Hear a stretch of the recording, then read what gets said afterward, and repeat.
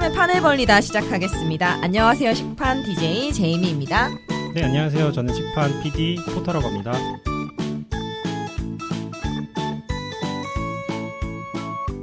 네, 저희 벌써 2회차 방송인데요. 네. 저희 오늘 먼저 방문해주신 고정 패널 분들 소개해드릴게요. 네, 안녕하세요. 주디이고요. 저는 식품 영양을 전공했습니다. 안녕하세요. 라떼이고요. 저는 식품공학과 전공하고 있습니다. 네, 안녕하세요. 저는 식품공학과 전공하고 있는 대학생 마이크입니다. 오늘 패널은 총 3분이 오셨고요. 그리고 게스트분들 2분 오셨으니까 소개해드릴게요. 먼저 안녕하세요. 연구원 벨입니다.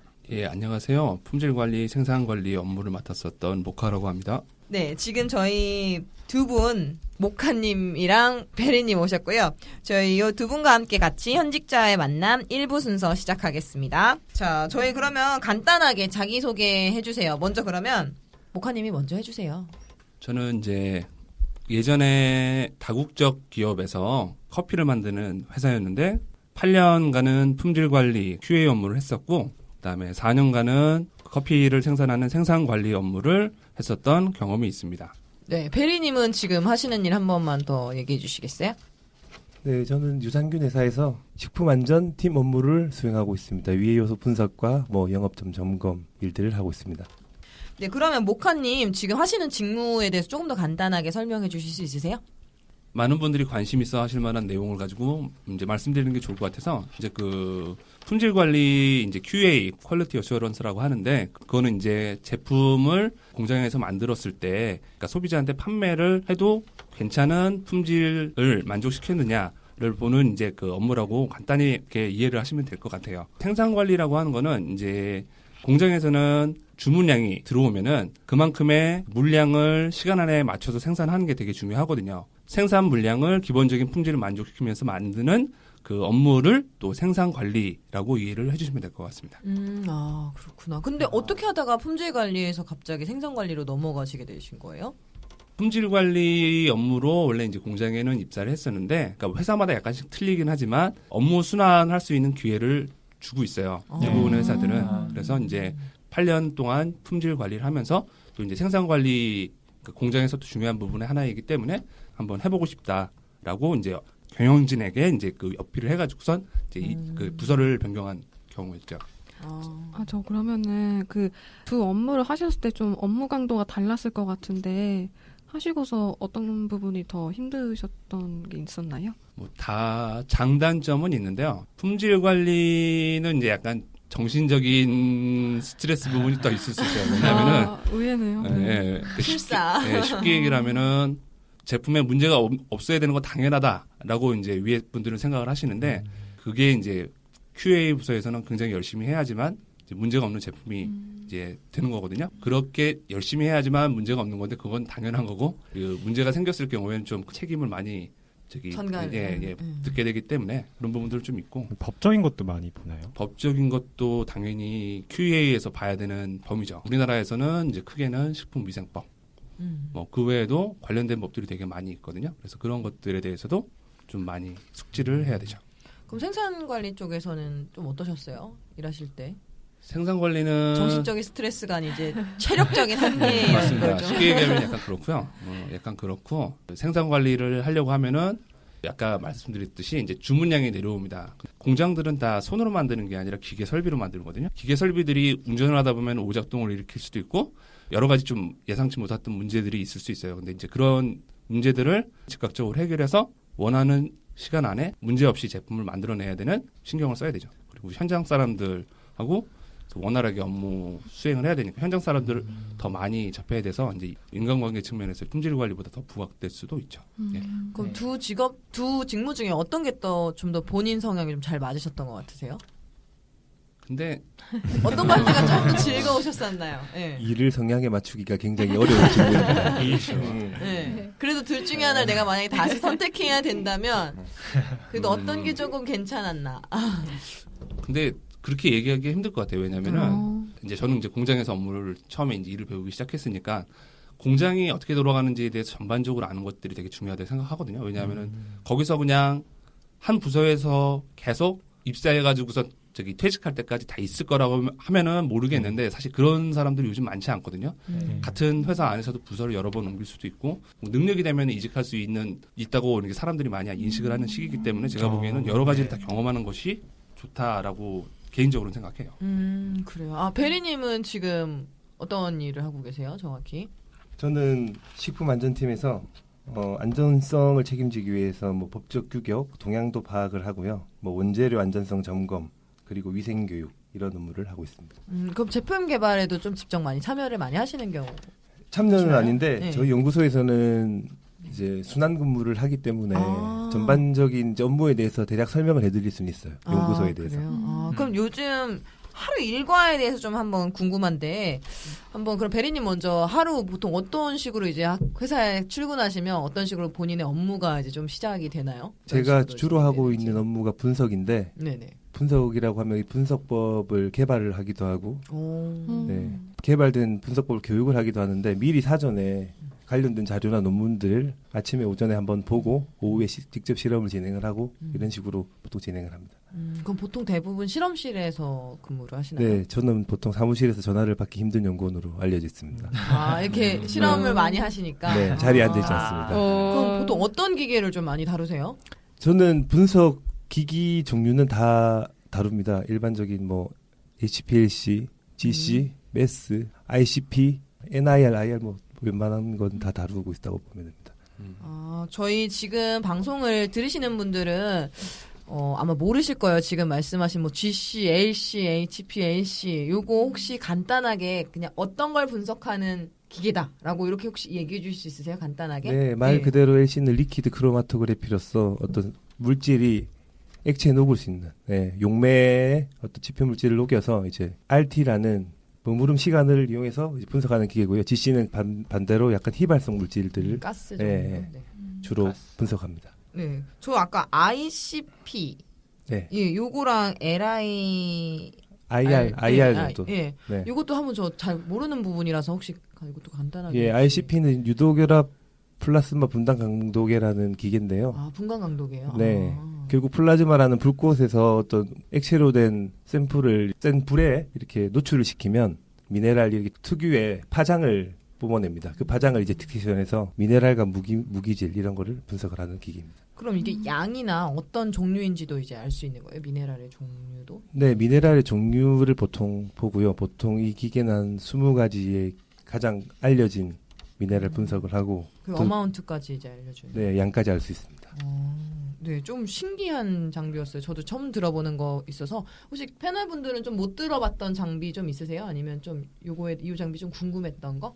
저도 메스라는 장비 아까 말씀하셨는데 네. 그 정확히 어떤 걸 하시는지 궁금합니다. 네, 메스가 이제 분석의 꽃이라고 할 수 있는데요. 어떤 맞아요. 특정 물질의 메스 오브 차지, 질량의 차지를 띈 물질이라고 보시면 돼요. 그 물질을 또 이온화되는 방법들을 이용해서 질량을 분석을 하면 이 물질이 어떤 물질이고 정확하게 어떤 게 가까운지 핑거프린트라고 해야 될까요? 네.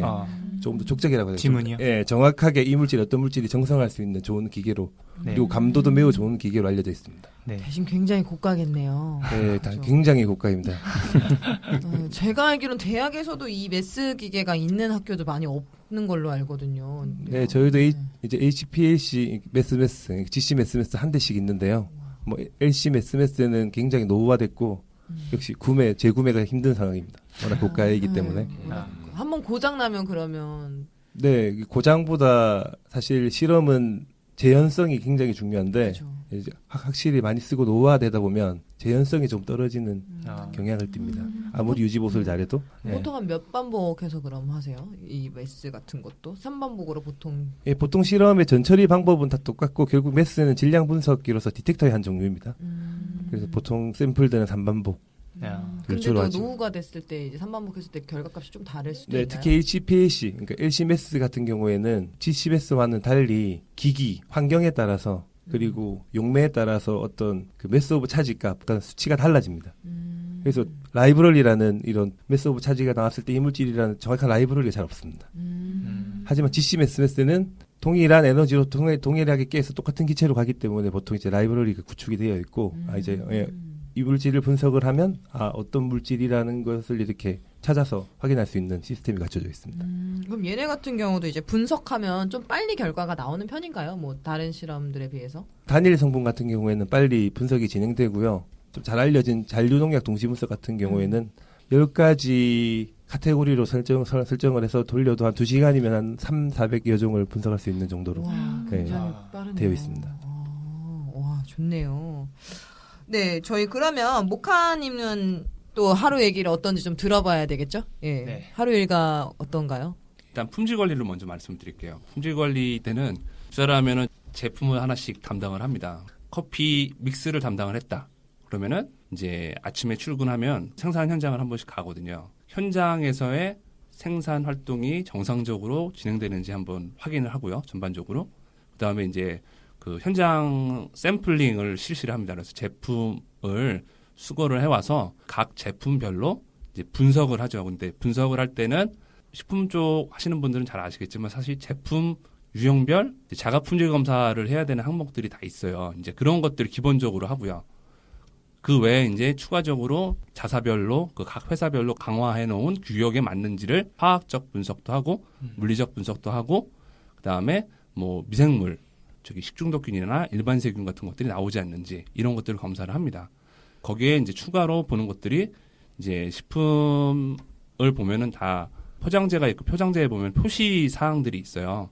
이제 그런 표시 사항 같은 것들은 위생법하고 관련된 내용들이거든요. 그래서 이제 그런 위생법들하고 관련된 내용들이 문제가 없는지, 예를 들어서 유통기한을 잘 찍었는지, 우리가 제품 이렇게 찍겠다고 한 대로 제대로 찍었는지, 그 다음에 표시 사항에 알레르기 유발 물질 뭐 그런 것들처럼 그 꼭 표시를 해야 되는데 누락된 것들 그런 것들이 없는지를 전반적으로 확인합니다. 그래서 모든 이화학적인 지표, 미생물적인 지표, 그다음에 법적인 사항들을 다 검사를 하고 문제가 없을 때 그 제품이 문제 없다라는 것들을 요즘에는 이제 시스템상에 표시를 하는 거죠. 그래서 오늘 생산된 제품은 모든 검사가 끝났고 이런 제품 검사 결과가 합격이다. 이런 것들을 시스템에 입력을 해주면 이제 그런 내용들을 보고 물리해서 그 제품들을 출하를 하는 거죠. 그게 이제 전반적인 품질 관리 쪽에서의 뭐 하루 일과라고 보시면 되고요. 보통 한 품목 정도 맡으세요? 아니면 몇? 그거는 이제 예. 정해져 있는 건 아니고 예. 정해져 있는 건 아니고 뭐 그건 한 사람이 한 믹스만 품목만 하죠. 맡을 예, 수도 예, 있고 예. 신입 사원 같은 경우는 아직 이제 업무에 적응이 덜 됐으니까 이제 제품을 많이 안 주겠죠. 근데 이제 조금 경력이 있고 한 사람도 여러 가지 품목을 줄 수도 있고 또 뭐 한 분야의 능력이 좀 탁월하다. 뭐 법적인 부분에 대해서 조금 사전에 인지를 하고선 미리 준비하는 그런 게 탁월하다 그러면 이제 법적인 업무 쪽으로만 맡아가지고 하는 그런 사람도 품질 부서의 관리직 중에는 그런 사람들도 많이 있습니다. 뭐 해썹 같은 거나 아니면 그렇죠. 심사 올 때 이거 그렇죠. 그것만 또 그런 건 이제 관리하시는 그렇죠. 분들도 시스템에 관련된 있으니까. 거니까 그런 예. 것들은 이제 좀 품질 보증 부서에 이제 그 관리직 쪽으로 올라갈수록 그런 것들을 전담하는 사람들이 있죠. 그렇고 생산 관리는 그냥 말로 하면 되게 간단한 것 같아요. 근데 그 이제 간단히 말씀드리면 주문 발주량.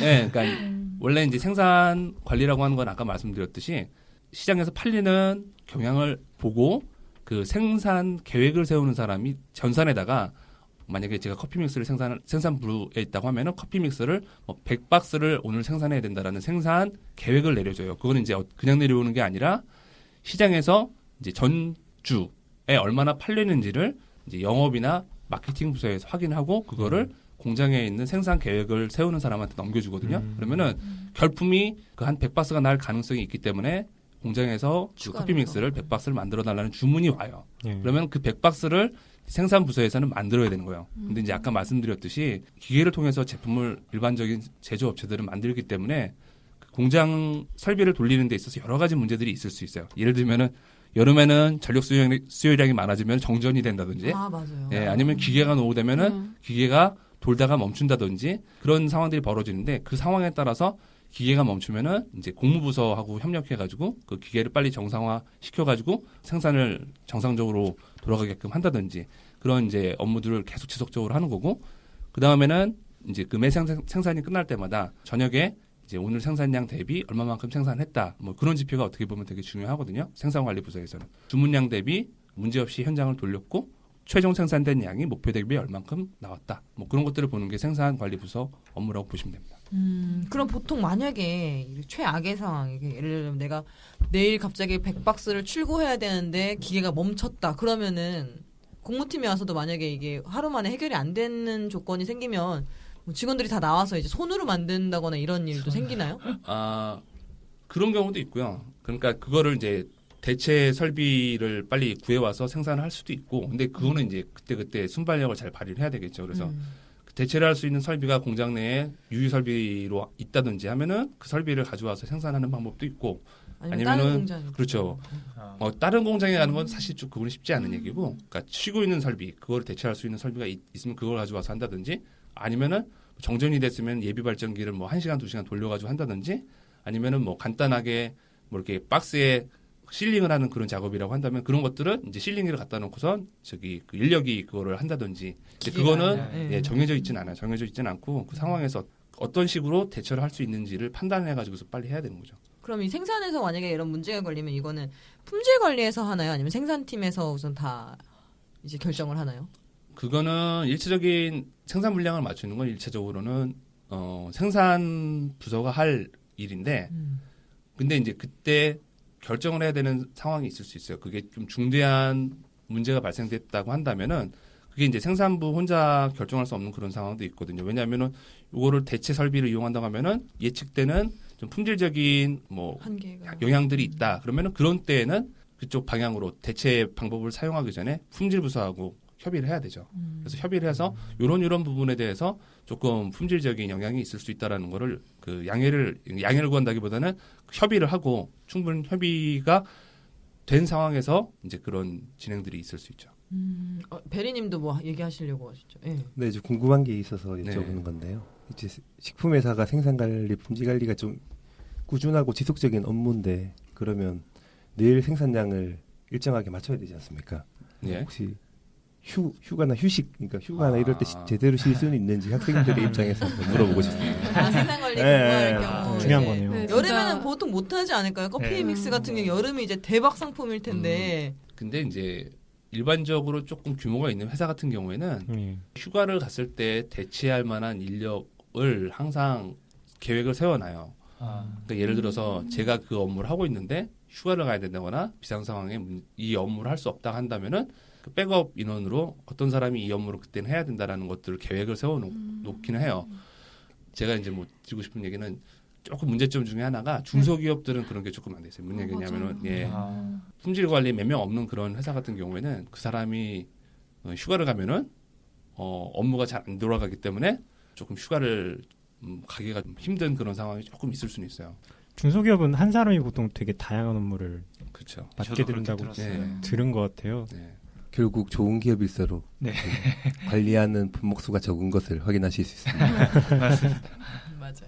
그리고 쉬는 날 쉴 수 있는 곳이 좋은 기업입니다. 보상된 휴가를. 그런 차이가 또 있었네요. 그러면은 다음 질문 한번 해보기 전에 저희 한번 패널분들한테 지금 그러면 지금 각각 직무 관련된 이야기를 게스트분들께 들어봤는데 혹시 직무 관련해서 궁금하신 점 혹시 있으신가요? 네, 저 친구 중에 생산관리 신입사원을 이번에 입사한 친구가 있는데 그 친구가 자기는 생산관리 업무는 전체적인 걸 알아야 한대서 할 일이 없대요. 그렇게 말을 저한테 해서 그게 맞는 건지 뭐 어떻게 언제 시작을 할 수 있는지 전체적인 거를 알아야 돼서 할 예, 게 없다고. 그러니까 자기가 직접적으로 할 일이 없다. 그러니까 자기는 지금 공부만 하고 있다. 예, 공부만 하고 아직 있다고. 투입될 상태가 예, 안 되기 때문에 네. 그런 거는 이제 전반적인 아까 이제. 말씀드렸잖아요. 생산 관리라고 하셨잖아요. 네. 근데 그게 아까 제가 설명드렸던 부분을 잘 이해를 하셨으면은 유추하실 수 있을지도 모르는데 네. 사실 생산 관리는 라인이 잘 돌아가면 편해요. 네. 라인이 잘 돌아가면 기기가 새 거인 기계가 세고 아. 있는 그런 데는 많지 않지만 예방 정비를 잘한 기계이거나 아니면은 예측된 문제들을 미리 다 조치를 취해 놓은 그런 조치를 잘해 놓는 그런 회사라고 한다면은 생산 관리에 있는 사람들이 조금 편할 수 있죠. 근데 네. 그 친구분은 제가 보기에는 아직 그건 아니고 그것 때문은 아니고 아직 업무 파악하라고선 업무를 안 주시는 것 같아요. 제가 아, 네. 보기에는. 예. 그죠. 보통 이제 처음 입사하면 책상에 앉아 있는 시간이 굉장히 많죠. 그렇죠. 이제 예. 그 어디나 제품, 그런 거죠. 입사한 지 얼마 안 된 거죠. 네, 그렇죠. 이제 뭐 한 달째 한 된다고 달이면 해가지고. 한 달이면 아직 한 달이면 아직 저기 네. 기계를 맡기고 하기는 좀 그렇죠. 그렇죠. 알겠습니다. 네, 혹시 다른 패널분 질문 있으세요? 저 지난 방송에 나왔던 것 중에 그 QC QA에 대해서 질문이 나와서 그거에 대해서 답변을 해주셨거든요. 그거 찾아봤어요. 제가 QC QA 하면은 하나가 퀄리티 컨트롤이고 하나가 퀄리티 어슈어런스인데 퀄리티 어슈어런스가 더 상위 부서고 QC가 이제 조금 더 적은 일을 하고 좀 하위 직무를 한다고 말씀하셨거든요. 외국계 기업에 계셨었으니까 거기도 그렇게 QA, QC를 이렇게 구분을 하고 더 상위 개념을 두는지가 궁금하거든요. 네, 저희도 그렇게 하고 있고요. 이제 저도 그 부분을 잠깐 듣긴 했거든요. 전에 대답해 주셨던 분 초코님 있어서 네. 초코님으로 아. 말씀하셨던 분이 있어요. 근데 이제 그 외국계 기업도 QC, QA의 개념을 차이를 둡니다. 근데 이제 그 용어로만 봤을 땐 사실 잘 구분하기 힘든 거 맞고요. QC는 조금 간단한 영역에서의 품질 관리 그 업무라고 보시면 돼요. 예를 들면은 아까 생산 부서에서도 예. 품질에 대한 부분을 모니터링을 하거든요. 품질에 예. 대한 부분을 모니터링을 해요. 예. 예를 들어서 커피 믹스를 만들 때 이제 커피의 수분 함량이 얼마 정도 있는지, 그다음에 커피를 이제 로스팅을 한다 그러는데 이제 원두를 볶을 때 그 갈색이 진하게 나와야지만 제대로 볶겠다라는 걸 판단해야 되는데, 근데 그것도 무작정 볶는 게 아니라 그 색도계를 가지고 색깔을 찍거든요. 근데 이제 그런 것들은 되게 간단하죠. 뭐냐면 기계에 넣고 간단하게 읽으면 되는 그런 품질 활동들이에요. 예, 예. 그러니까 현장에서 할 수 있는 그런 간단한 품질 활동들을 QC라고 보통 얘기를 하고, 그 이제 각각의 이제 그런 간단한 계측 활동으로 끝나는 수준이 아니라 예. 조금 체계적인 범위에서 좀 법적인 품질을 것도 전반적으로 보는 거. 보고. 예, 그렇죠. 그러니까 예를 들어 햇섭을 다룬다든지, 뭐 그다음에 아까 얘기했던 ISO 22000이 있으면 그런 것들을 본다든지, 그다음에 법적인 그 식품위생법 같은 체계들을 미리 파악을 해가지고선 우리 그 회사 내에서 도입을 해야 될 부분을 미리 판단을 한다든지 하는 부분들은 약간 더 체계적으로 관리가 되고 선제적으로 해야 되는 그런 품질 관리 활동이잖아요. 예. 그런 것들이 QA라고 이해를 하시면 돼요. 쉽게 얘기하면 하여튼. 단순한 현장 영역에서도 할 수 있는 품질 관리 활동은 QC, 그 위에 체계적으로 좀 뭔가 이렇게 계획적으로 전사적으로 움직여야 될 품질 관리 활동들은 QC 아니면은 회사마다 틀리지만 뭐 품질 혁신 이렇게 부르는 데도 있고, 예, 그런 차이라고 예, 보시면 맞아요. 혁신팀. 회사마다 조금씩 그거는 차이가 있는 용어는 거죠. 차이가 네, 있죠. 작은 회사 같은 경우는 아예 그걸 다 모아놓기도 하고, 네. 큰 회사는 아예 좀 더 세분화를 좀 하는 경우도 있고, 케이스 바이 케이스인데 거의 하는 직무는 거의 비슷한 것 같아요. 법을 공부해 본 적이 없어서 법적인 건 누가 알려주나요? 보통 식품공전 예, 식품안전팀에서 법규나 이런 쪽에 재개정 부분을 이제 모니터링하거나 안 다음에 이제 직원들한테 이렇게 예. 배포를 하는 그런 업무를 하는 분들이 있습니다. 아, 이렇게 따로 요약 어떻게 이렇게 해주는. 네, 주요 이슈 사항이나 법적 재개정 사항들을 무조건 메일이나 이런 쪽으로 이렇게 전달을 해주는 분이 아, 계십니다. 아니면 모르는 부분 같은 경우 이제 식약처 콜센터를 전화해서 이제 다이렉트로 물어보는 방법도 있고, 이게 이 법물 부분이 이제 어디 공전에 어디에 있는지, 어느 법령에 어디에 있는지 이런 거를 이제 보통 질문을 통해서 이제 피드백을 받아놓고 이제 그걸 예. 이제 공지를 해주는 거죠, 다른 직원분들에게. 조금 제가 정리를 해드리면은 그 식약처에서 보통 새로운 법령 같은 것들을 공표를 해요. 그러면 이제 물론 이제 식약처 홈페이지에 그 내용들이 올라오는데 개정된 사항들이 굉장히 새로운 것이거나 하면은 설명회를 해요. 식약처에서 설명회를 하면은 지역별로 그 설명회 일정을 공표를 해주고 각 회사에서 그 업무를 조금 책임을 져야 될 직원들이 보통 이제 그 품질부서 직원이겠죠. 예. 와서 그런 내용들을 숙지를 하고 가서 베리님이 말씀하셨던 것처럼 듣고 온 직원은 그 내용을 요약해서 관련 있는 직원들한테 메일로 이렇게 쫙 전체적으로. 뿌려주는 거죠. 예. 예, 그런 식으로 해야 돼요. 그리고 법이 이렇게 개정이 된다고 해서 이게 바로 시행되는 거 아니고요. 어느 정도 이제 기간이라는 걸 미리 알려주고 이제 예. 언제부터는 이제 그거에 대해서 이제 처벌을 하겠다 또는 뭐 이렇게 벌금을 내겠다라는 그거는 이제 나중에 좀 더 시행되는 거기 때문에 보통 한 반년에서 1년 정도 미리 전에 얘기를 하는 편이에요, 보통. 지금 저희가 카페 예전에 소개 한번 해드렸는데 기억나시는지 모르겠어요. 저희가 질문들 대부분은 저희 카페를 통해서 미리 받아서 이제 게스트분들이랑 이제 이야기를 나누고요. 오늘 같은 경우는 저희가 지금 시작한 지 얼마 안 되다 보니까 카페에 이제 자주 올라왔던 질문들에 대해서 한번 이야기를 해보려고 해요. 저희가 예상 질문을 이렇게 한번 뽑아봤어요. 저희가 이거는 패널 분들이 한번 해주시면 좋을 것 같거든요. 자, 1번 질문 같은 경우, 주디 씨가 한번 그러면 1번 질문 한번 해주세요. 1번 질문으로는 이제 식품공학과, 식품영양학과, 식품조리학과, 식품생명학과 등 식품 관련된 학과에 대해서 많은 궁금증을 올려주셨는데요. 관련돼서 답변해 주실 수 있나요?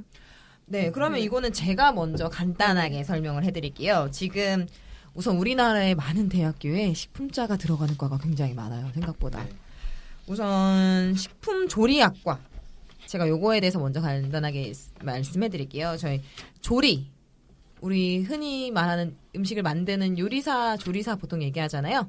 네. 보통 조리학과 같은 경우 이런 식품 재료를 이제 받아서 어떻게 하면 좀 더 맛있게 하는지에 대해서 공부를 하는 과예요. 그래서 식품조리학과 같은 경우는 당연히 기본적으로 영양학, 조리학 이런 거는 당연히 기본적으로 배우고 그리고 위생학도 당연히 물론 배워요. 이것도 공통 항목이긴 한데 대신에 좀 더 추가적으로 이제 조리 용어라든가 아니면 이제 세계에서 어떤 조리법을 쓰는지에 대한 이제 뭐 동양 조리, 서양 조리 뭐 이런 식으로 좀 더 세분화돼서 나누기도 하고요. 제과제빵 관련해서도 이제 조금 더 배우기도 하고 이제 식음료 관련해서도 또 같이 추가적으로 배울 수가 있어요. 식음료에 들어가는 뭐 주류뿐만 아니라 뭐 커피라던가 뭐 그외 알코올류, 뭐 소주 이런 관련된 거에서도 배우기도 하고 대부분이 이 조리학과에서 제일 많이 하는 건 실습 과목이 조금 더 많은 편이에요. 아무래도 영양학과랑 조금 다르게 같은 비슷한 전공을 배우지만 조리학과 같은 경우 아무래도 좀 더 실습 수업이 조금 더 많이 차지하고 있고 한식, 중식, 양식 뭐 이렇게 나눠서 배우는 거예요? 네, 보통 나눠서 많이 배워요. 예를 들면 뭐 1학년 때는 뭐 한식, 양식까지 배우고 뭐 네. 예를 들면 뭐 네, 2학년 이상, 3, 4학년 됐을 때는 이제 일식이나 뭐 중식 이런 걸 배우기도 하고 뭐 카빙 같은 기술을 또 배우기도 하고요. 카빙이 어떤 거예요? 카빙이 뭐냐면 이제 조각 같은 걸 말해요. 그래서 우리 보통 데코 하실 때 네, 데코할 때 말씀하시는 굉장히 많이 쓰거든요. 특히나 일식이나 중식 같은 경우는 카빙 기술도 굉장히 중요하기 때문에 이제 조각칼 같은 걸로 이제 한다거나 또는 문어 소세지 이런 거요. 네, 네, 그런 것도 하기도 하고 보통 저희가 카빙을 배울 때는 그냥 물을 그냥 여러 개를 이렇게 쌓아놓고서 무요. 네, 무 가지고 이제 장미 깎는 맞아요, 것도 맞아요. 많이 장미. 하고 색깔 넣고. 네, 색깔 넣고 하고 저는 카빙 배울 때 그렇게 했었거든요. 그리고 무채 쓰는 연습도 굉장히 많이 했어요. 채를 깔끔하게 이렇게 쓰면 나중에 국화처럼 이렇게 퍼지기도 하거든요. 밑둥이까지 이제 딱 자르지 않고 칼집만 넣어서 했을 때 이런 식으로 배우기도 하고 또 데코할 수 있는 게 굉장히 많기 때문에 이제 컬러 색채 같은 것도 수업을 같이 배워요. 왜냐하면 그다음에 테이블 코디네이팅 같은 수업도 같이 배울 수 있고 네. 좀 더 사진을 예쁘게 찍는 것도 중요하기 때문에 이제 관련된 수업들 인테리어 관련된 수업도 조금 배울 수 있어요. 그리고 또 하나 저 배울 때는 이제 원가 관리라던가 예.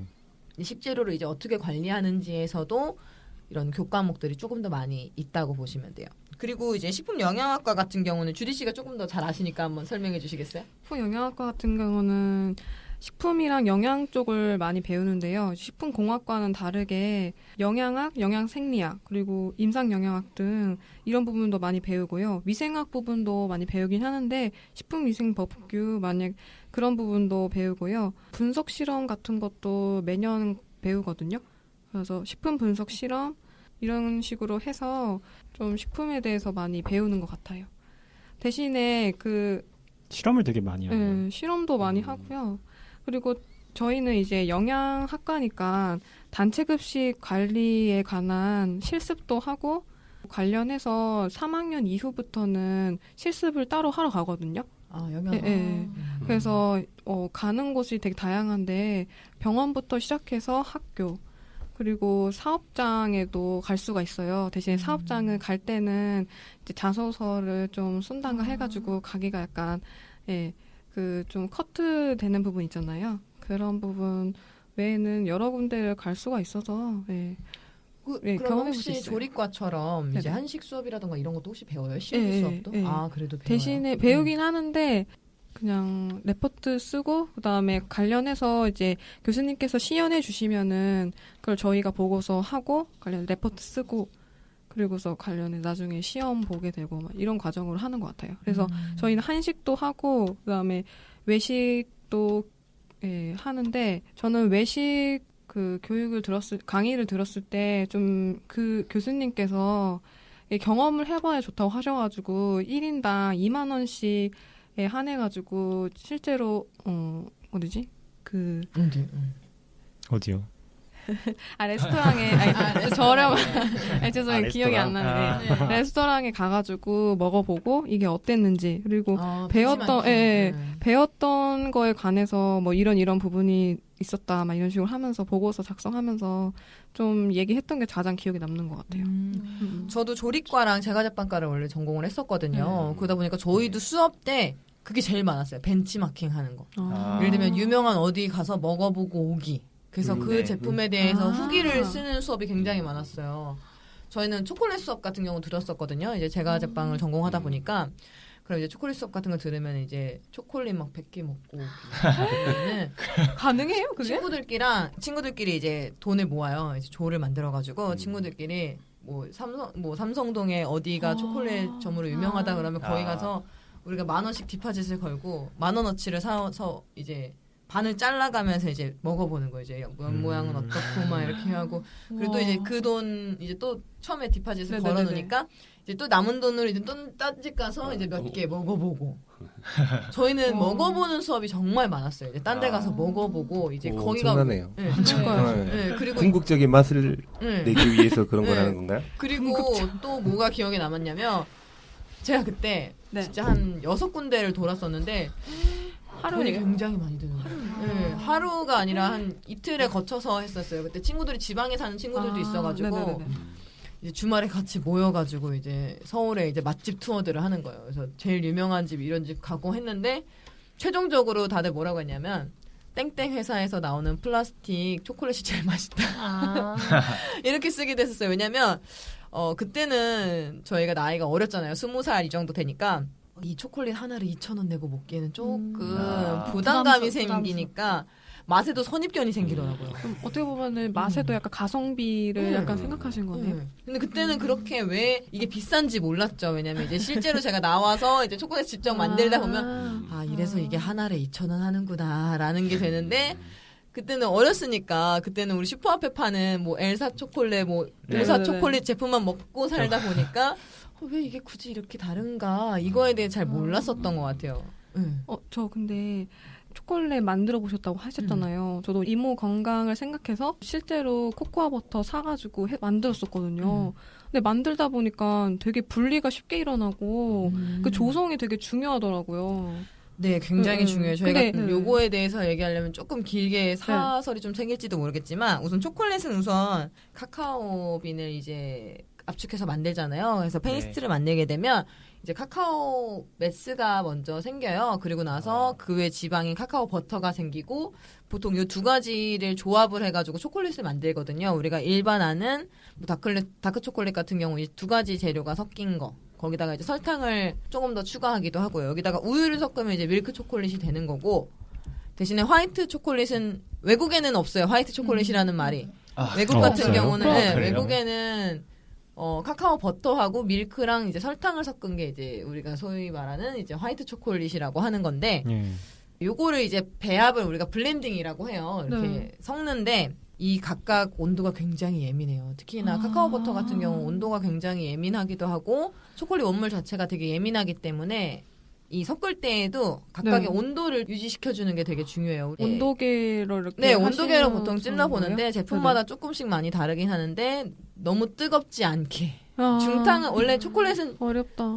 원래 초콜릿은 중탕을 해야 되는 게 원칙이에요. 많은 분들이 직화로 하시는데 직화로 하시면 타요. 예, 타요. 그렇기 때문에 초콜릿은 항상 중탕을 해야 되고 예를 들면 거기다 생크림 같은 거 섞을 때에도 생크림 온도는 또 차가우면 안 돼요. 똑같이 두 개가 비슷한 온도를 유지하는 게 좋고 되도록 온도는 30도 중반 정도로 하시는 게 제일 좋아요. 분리가 잘 안 되거든요. 온도가 높을수록 분리가 맞아요. 많이 되고 휘핑하는 강도도 굉장히 중요해요. 저 그럼 궁금한 게 제가 그렇게 해서 만들었는데 굳었을 때 그때 분리된 건 어떤 거예요? 그때 굳었을 경우에는 온도가 처음에 안 맞았었던 건데 유지가 이제 가벼우니까 이제 위로 쭉쭉쭉 올라오는 거죠. 그럼 그럴 경우에 그냥 그렇게 됐을 경우 어떻게 하냐면요. 네. 휘핑을 해요. 다시 녹여서요? 아니요. 그냥 그 상태로 이제 물리적인 힘을 가해서 휘핑기로 막 돌리면 다시 섞여요. 근데 만약에 제가 이거 온도는 좀 살짝 조금 더 올려주고 조금만 더 올려주고 그런 식으로. 네, 그렇게 하면 이제 깨진 걸 다시 좀 네네. 보완을 좀 할 수가 있는데 한 번 깨진 거는 좀 되돌리기가 조금 쉽진 않아요. 입에서 또 네, 끼는 맛이 입에서 좀 그래서 저는 분명 코코아 버터를 넣었는데 좀 싼 초콜릿 먹는 느낌이 나는 거예요. 맞아요. 그런 게 좀 생길 수밖에 없죠. 예. 저희가 요 초콜릿에 대해서는 다음에 한번 초콜릿 전문가를 한번 모시고 이제 초콜릿에 대해서 한번 얘기해 보도록 할게요. 네. 자, 그리고 저희가 조금 다른 얘기로 많이 돌아갔는데 지금 식품공학과 관련해서도 지금 잊혀지고 있었어요. 지금 식품공학과. 예. 네, 식품공학 전공하신 분들 한번 얘기해 주시면 좋을 것 같은데. 모카님이 식품공학 전공하셨으니까 한번 저 식품공학과가 어땠는지 한번 좀 얘기해 공학 주세요. 배운 지는 오래됐어요. 대학 나온 지 오래됐어. 근데 말씀드리면은 언제쯤 자, 그거는 물어보지 마시고. 네, 우선 간단하게 우리 배웠던 이제 교과목. 과목을 네. 말씀드리면은 여기 나와 있는 것이 식품공학, 뭐 식품 가공학, 식품 미생물학, 식품 뭐 위생학, 화학. 뭐 그다음에 뭐 식품 화학 실험, 식품 미생물 실험 이런 것들을 주로 이제 많이 배워요. 과목만 들어가지고 뭔지 잘 모르시겠지만 그냥 쉽게 얘기를 하면 이제 식품을 앞에서 말씀하셨던 조리학과 영양학과는 이제 직접 조리를 하거나 이렇게 만든다고 보면 되는데 이제 식품공학에서는 대량 생산을 전제로 해요. 예. 뭔 얘기인지 아시죠? 그러니까 제조 가공업소에서 뭐 제조 설비 같은 것들을 이용해서 대량 생산을 할 때 이제 어떤 식으로 해야 되는지에 대한 것들을 배운다고 보시면 돼요. 그래서 당연히 뭐 이런 과목들을 배우니까 나중에 진로도 약간 그렇죠? 이제 식품 제조 가공을 하는 회사 쪽에 들어갈 확률이 더 높겠죠. 예. 예. 그리고 뭐 저도 그래서 이제 공학을 전공을 했고, 근데 이제 진행자께서 말씀해 주시긴 했는데 사실은 식품 공학 말고도 뭐 여러 가지 다른 이름으로 뭐 생명공학 뭐 이런 식으로 이렇게 이름은 붙여놨지만 실상 배우는 거는 식품 공학 쪽하고 똑같은 과목을 배우는 그런 대학들도 많이 있어요. 예. 네, 맞아요. 그리고 저 같은 경우도 이제 조리과랑 제과제빵과를 전공하고 저는 또 편입을 했거든요. 저희 학교가 그랬어요. 저희가 많이 붙은 대학 중에 하나였거든요. 앞에가 축산자도 붙고 저희 과 원래 이름이 축산식품생물공학과였어요. 그래서 이름이 굉장히 길었는데 다 들어가 있네요. 네, 이렇게 저희처럼 축산 또는 수산, 농산 이런 쪽이 또 추가로 붙는 학교들이 굉장히 많아요. 뭐 부산 쪽에 있는 대학교 같은 경우 이제 수산 관련해서 된 이름들이 좀 식품 쪽으로 좀 많기도 하고. 네, 부산이니까. 네, 부산이니까 아무래도. 그리고 저희 뭐 축산 전공하는 이런 과목 같은 경우는 식품공학과랑 다 똑같아요. 근데 축산자가 붙었다고 해서 이제 조금 더 디테일하게 이제 육학이라던가 유학 이런 과목들이 더 추가가 되는 것뿐이에요. 그래서 유학 같은 과목 중에는 이제 네네. 유가공품이라고 하잖아요. 뭐 치즈 관련해서 뭐 아이스크림이라던가 뭐 그에 관련된 유제품을 조금 더 많이 이용하는 제품이 뭐가 있는지에 대해서 좀 더 많이 배우는 거고, 이제 수산식품 같은 경우도 이제 마찬가지로 수산식품공학과 같은 경우는 굴이라든가 뭐 이런 해양생물을 조금 더 많이 깊게 들어가서 배운다고 하더라고요. 그래서 그쪽 졸업한 친구들은 이제 참치캔 회사 같은데 혹시 네. 어묵 뭐 그런 네, 데. 네, 그런데 많이 들어가기도 하고 저희과 같은 경우는 축산이다 보니까 아무래도 H 회사 뭐 닭가공 회사라든가 뭐 M 무슨 회사 이런데 조금 많이 좀 더 많이 들어가더라고. 아니면 네, 햄 회사를 조금 더 많이 들어가기도 해요. 근데 그렇다고 해서 뭐 다른 일반 식품 회사를 못 들어가는 건 아니고 저는 오히려 이런 축산 또는 뭐 수산, 해양 뭐 이런 게 들어가는 과들도 오히려 그런 매력이 따로 있는 것 같아요. 이런 거 좀 더 추가적으로. 예. 좀 더 집중적으로 배우니까 더 좋을 것 같아요. 네, 되게 저는 되게 좋았거든요. 그리고 또 추가적으로 저희 질문 많이 들어오는 것 중에 이런 질문 많이 해요. 자원공학, 뭐 식품자원공학과. 네, 식품자원과, 뭐 바이오과, 막 이런 경우가 바이오. 있는데, 예, 맞아요. 혹시 들어보셨나요? 네, 자원학과 같은 경우는 배우는 교과목들은 대부분 비슷하긴 하지만 조금 더 안쪽으로 세부적으로 들어간다라고 생각하는 게 더 좋을 것 같아요. 뭐 이제 커리큘럼이 다 조금씩 다르긴 하는데 자원에 조금 더 집중이 되는 거죠. 뭐 토양이라던가 아니면은 식물에 조금 더 이제 원료에 대해서 조금 더 깊이 들어가는 게 맞다라고 보고, 보통 이제 사료 회사 쪽 가시는 분들이 이쪽 전공하시는 분들이 또 많더라고요. 네, 사료요? 네, 사료 쪽도 보시면은 이쪽 전공하시는 분들이 조금 더 많이 가시기도 하더라고요. 혹시 다른 거 들어보신 거 있으세요? 다른 분들은? 식품자원 경제학과 그런 거랑 자원이랑은 다른데 그 식품 소재학과도 있더라고요. 그래서 거의 다 비슷한 내용이긴 네네. 한데 조금 더 집중적으로 이제 원료의 탐구를 조금 더 많이 하는 것 같아요. 커리큘럼을 좀 봐야 알 수 있는데요. 이건 네네. 학교마다 이제 자기네가 추구하는 이제 학문이 뭐냐에 따라서 이제 이렇게 이름이 조금씩 바뀌는 거예요. 그래서 지금 어느 대학인지는 잘 모르겠지만 조금 더 커리큘럼을 보면은 네. 네, 그게 아마 좀 알 수 있지 않을까 싶어요. 그게 그리고- 보통 그 학교마다 교수님이 주로 다루는 네. 네네. 예, 그 실험이라든지 내용에 관련돼서 그 과나 이름이 이렇게 바뀌기도 합니다. 네, 그리고 예를 들면 네네. 학과장님 전공이 뭐냐에 따라서도 이제 그 이름이 조금 더 주가 되기도 하고 아니면 전통이 조금 거기가 오래됐으면 또 거기에 좀 초점이 맞춰지기도 하고 저희 학교 같은 경우는 이제 식품 관련해서 경제학과 이런 게 있어요. 그러면 이제 통계라고 하죠. 통계학, 네, 통계를 네네. 좀 더 많이 통계. 공부를 하더라고요. 예. 그래서 그런 차이가 조금 있지만 이제 네. 과 이름만 가지고 학교를 선택하기 좀 힘들고요. 이제 교과목을 보시면 이제 그 거기가 어느 전공을 조금 하는지에 대해서 좀 아실 수 있을 것 같아요. 자, 저희 그러면 진로도 관련해가지고 지난번에도 간단하게 했었는데 혹시 진로 차이점이 혹시 있나 한번 생각해 볼까요, 그러면? 아까 조리과의 경우는 보통 요리사 일을 많이 하는데요.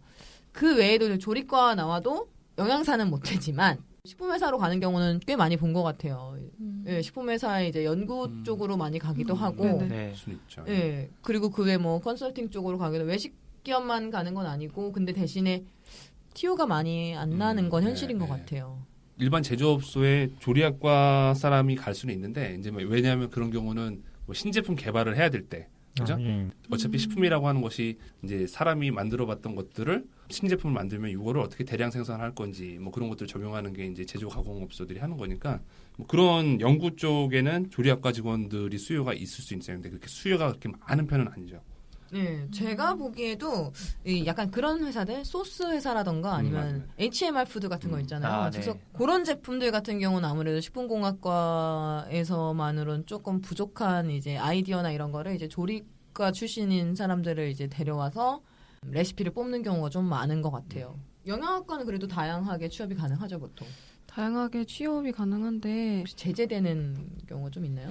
제재되기보다는 그 지원을 했을 때 그 직무에 관련해서 경험이 있는 사람을 좀 더 선호하다 보니까 영양사 쪽으로 많이 가기도 하고 아니면 아예 다른 직무 쪽으로 빠지는 경우도 있어서 그리고 이제 깊이 하려면은 대부분 많이 대학원을 많이 가기도 하더라고요. 자, 저희 그러면 한번 다음 질문을 한번 넘어가 볼게요. 이제 각각 직무 우선 얘기해 주셨잖아요. 그 지금 여기 들어왔던 질문은 식품연구원이 되기 위해 필요한 역량 또는 준비해야 될 사항들이 이제 가장 대표적으로 많이 올라오는 질문 중에 하나였는데 요거에 대해서는 어떻게 생각하세요? 각각 직무에 따라서 이제 요 직무에는 이런 역량이 좀 필요하다라고 생각하는 거 혹시 베리님 있으세요? 네, 아무래도 이제 연구소다 보니까 스펙을 기본적으로 보긴 합니다. 하지만 기본적으로 이제 그 기업마다 기준은 다르고 그 기준에만 충족되면 가능하고요. 연구원으로서 가장 이제 필요한 역량을 조금 말씀을 드리자면 그 회사와 본인이 이제 석사나 학위 때 진행했던 연구 논문에 대한 전문성과 활용성을 이렇게 매칭을 해서 어필을 하는 게 가장 중요한 거고요. 그리고 한 가지 더 있다면 본인이 식품을 연구하는데 어떤 철학 같은 것도 있으면 굉장히 많은 어필이 철학. 되곤 합니다. 네. 내가 어떤 식품을 어떻게 개발을 해서 어떻게 기여하고 싶다라는 그 철학을 알려주면 이 친구는 소신 있는 친구로 이렇게 전달이 돼요. 목하님은 그럼 어떻게 생각하세요? 이 질문에 대해서? 연구원 쪽은 제가 잘 모르고요. 네.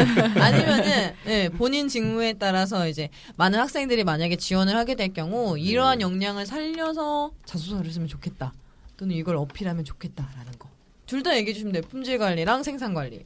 네, 일단 뭐 저기 식품을 만드는 제조업 업체에 취업하려고 할 경우를 말씀을 드리면은 예전에도 뭐 그런 얘기 많이 하셨던 것 같았는데 학생들이 회사에 들어가서 해야 될 실무에 대해서 미리 알고 파악하기는 되게 힘들다고 봐요.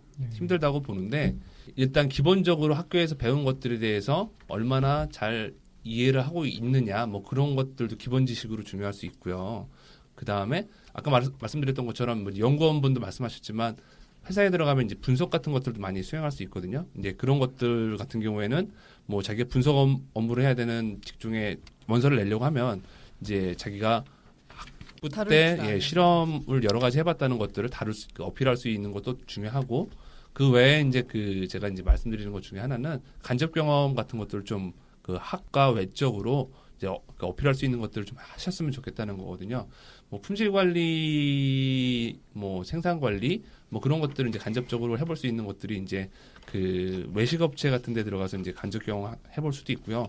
뭐 더 기회가 좋다고 한다면은 진짜 커다란 제조업체에 아르바이트 형태로 이렇게 그 방학 때 채용을 잠깐 한다고 하면은 그런 때 잠깐 들어가가지고선 보는 것만으로도 그래도 이제 아무것도 모르고서 원서를 쓰는 사람보다는 훨씬 더 현실적인 자기소개서나 지원서를 쓸 수가 있다고 생각되거든요. 그래서 뭐 제가 말씀드리는 건 하여튼 기본적인 학과에서 이런 여러 가지 과목을 배우는데 들어가서 할 만한 업무에서 뭘 어필해야 될지 그거하고 그다음에 그 외적으로 어떤 간접 경험을 해볼 수 있는지 그런 것들이 중요하지 않나 생각됩니다.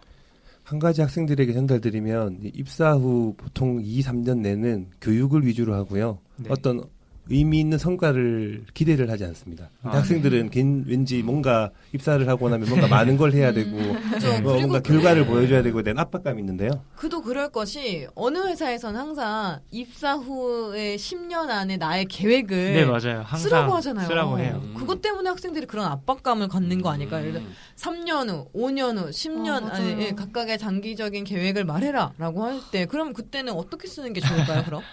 뭐 3년 안에는 선배들이 어떻게 하는지 최대한 많이 관찰을 하겠습니다. 제품들을 다 먹어보겠습니다. 이런 게 좋을까요? 그러면? 그런 계획 다 짜면 뭐 CEO나 이런 사람들 하죠. 왜 굳이? 네, 그런 질문들이 저도 한 3개 정도 받거든요. 네. 네, 근데 이제 제가 보기에는 입사 후 그래요. 인사부에 있는 분이 그거를 뭐 제안하셔가지고 그런 거 하셨는지는 잘 모르겠지만 그분 입사하셨을 때는 아마 그런 거 안 했을 거예요. 근데 이제 제가 보는 거는 제 생각은 그래요. 실무를 알 수는 없거든요. 신입사원이 예. 네. 경력직도 아니고. 근데 그러면은 거기서 보려고 하는 거는 진짜로 얘가 10년 안에 어떤 식으로 하려고 하는 세세한 계획을 보려고 하는 게 아니라 이 사람의 그 업무에 임하는 태도, 자세, 뭐 그런 것들을 보려고 하는 걸 수도 있어요. 인성. 예, 적극적인 그때 뭐 누가 얘기했죠. 예. 근데 하려고 하는 위지, 그다음에 적극적으로 여기서 뭔가 일원이 돼가지고서 기여를 하겠다고 하는 그런 뭐 포부, 뭐 그런 것들이 좀 적극적으로 어필이 되면은 계획이 조금 현실적이지 않다 하더라도 뭐 괜찮지 않을까? 저는 그렇게 생각하거든요. 학생 신입사원 여러분, 그 기업 문화와 환경에 빨리 적응하는 게 제일 중요하고요. 네. 그리고 사람들의 성향을 빨리 파악을 해서 좀 센스 있게 대하면 업무적인 성과를 내지 않더라도 충분히 인정을 받는 네, 사원으로 네, 되기 때문에 업무에 대한 스트레스는 크게 받지 않으셔도 될 것 같습니다. 네, 잘 들었습니다. 저희 이제 1부는 마무리할 거고요. 다음에 2부에서는 이제 한 주간의 식품 이슈를 좀 다룰 거예요. 저희 먼저 1부 이것으로 마치도록 하겠습니다. 2부에 찾아뵐게요.